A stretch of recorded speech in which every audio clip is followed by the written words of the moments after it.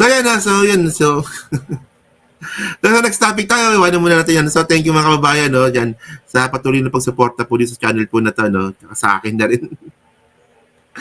Okay, so, paano ba? Ito, pag-usapan na ba natin to? Okay. Pang-apat pa lang pala to, no? Okay. Yan.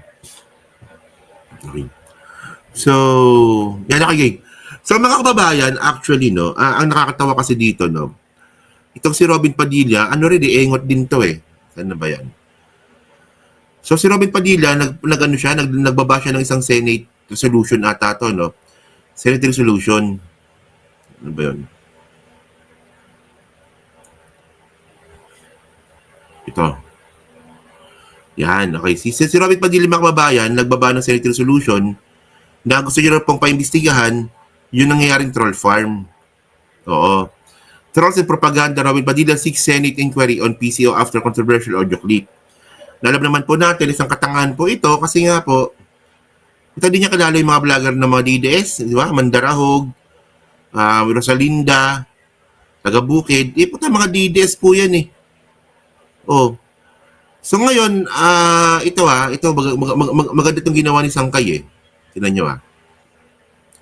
Ito kaibigan natin yan, si Sangkay. Oh. So sabi ni Sangkay sa post niya, bistado, libo-libo mga bayaran trolls mula sa mga DDS, Buhaya Warriors sa Discovery. Maliwanag pa sa sikat ng araw, ang mga accounts na ito ay bagong gawa lamang at hindi totoong tao. So ito pinakita ni Sangkay lahat yan. Andyan yan lahat. So binabash si PBBM. Pag nakita mo naman yung mga account nila, tawag nito, nakalock. Bago yung account, konti yung friends. 8 followers, 59 following, di ba? So, troll nga. Mga troll nga ito. So ngayon, ang nakakatawa kasi dito, hindi ba matanggap ni Robin Padilla na, hindi rin ba alam ni Robin Padilla na yung troll sa kampo nila? Hindi niya ba alam yun? Hindi niya ba alam yun? Kasi ako mga kababayan, ako, 3 years na po ako dito sa pagsuporta sa presidente. Di ba? Kung meron troll yan, malalaman ko yan kung meron troll si PBBM. Actually, wala.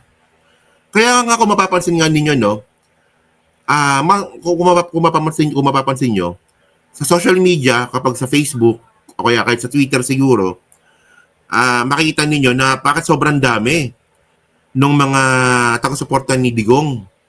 At may ingay. Pero pag nag-rally naman sila, ang konti nila. 'Di ba? Hindi hindi tumutugma eh. Hindi tumutugma sa dami ng mga maingay sa social media pag nagrarally naman po sila ng physical. Kasi nga po troll. 'Di ba? Troll kasi. Oh. So ngayon, actually, matagal na pong ginagawa ng Duterte admin. Oh. So, ito ito na balita pa to 2016. BBC pa nagbalita nito O sabi dito, Trolls and Triumph, a digital battle in the Philippines. So no election pa lang mga kababayan, gumagamit na po talaga ng troll si Digong. Kasi nga naman, mas tipid po talaga kapag troll. Kasi kapag gumamit ka kasi ng mainstream media, milyon na babayaran, milyon talaga ang gagastusin mo. Pero nakita nga po ni Digong na yung power ng social media na kapag na gamit ng tama at ito ay na-maximize, kaya po nito tumapat sa mainstream media. So 2016 pa lang mga kababayan, may troll na si Digong. Tinanin niyo nga kung gaano kapangyarihan yan, kung gaano kalakas niyan.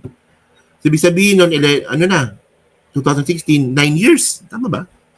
So 9 years, no? 9 years na. So, ibig sabihin na yan, yung mga troll accounts po na yan, nag-evolve na po yan.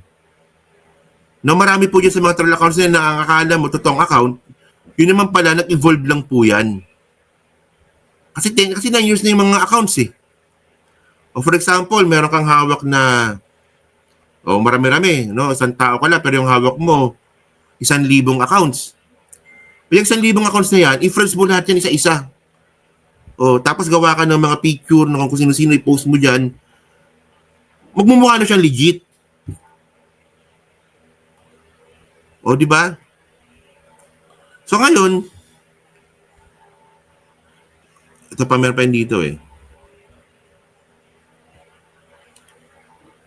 Ito pati rin po yung polarized opinion. The arrest of Duterte, the arrest of the former president for extrajudicial killings under the guise of his administration, war on drugs campaign has been hailed abroad as rare win for justice. But domestic reaction in the Philippines is deeply divided. Online yun. Online. Divided online kasi nga po, troll. Di ba? So, alam nyo ba, ito meron akong kilalang meron akong kilalang vlogger kukwento ko lang sa inyo, no? Meron akong kilalang vlogger na gumagamit po ng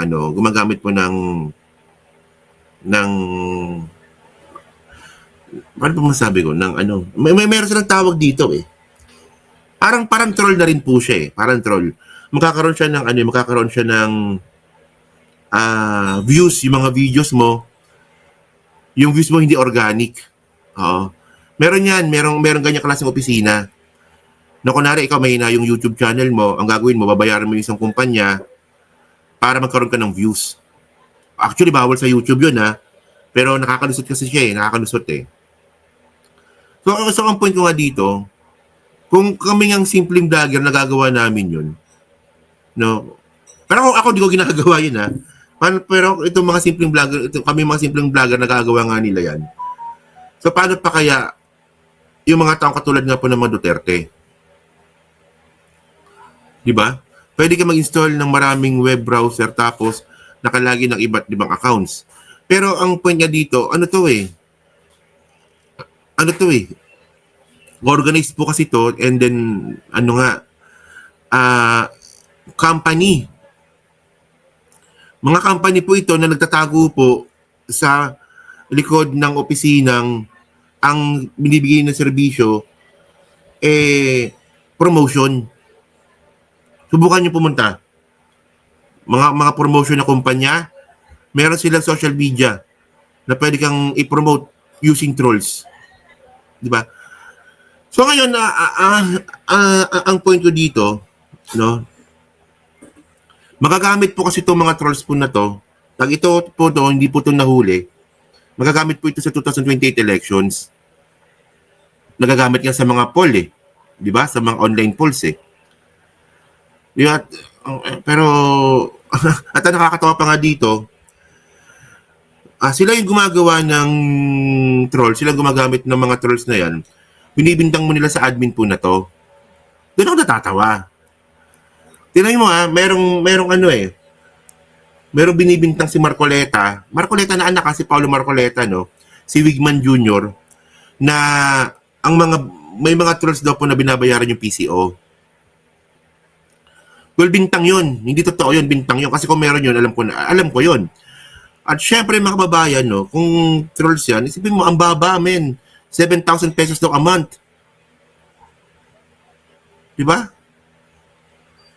Parang baba naman.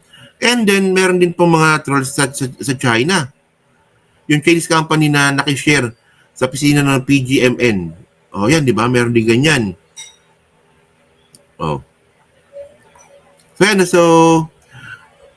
And then, meron pa, alam ko meron pa dito. May nabalitaan din ako dito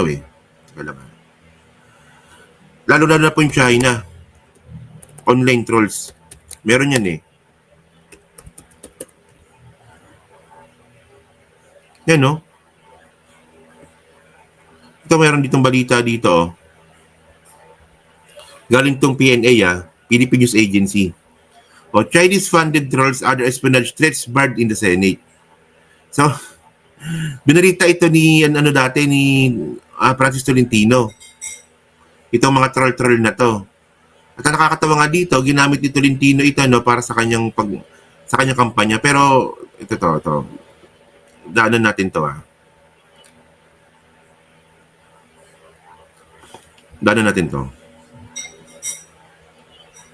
Wait lang.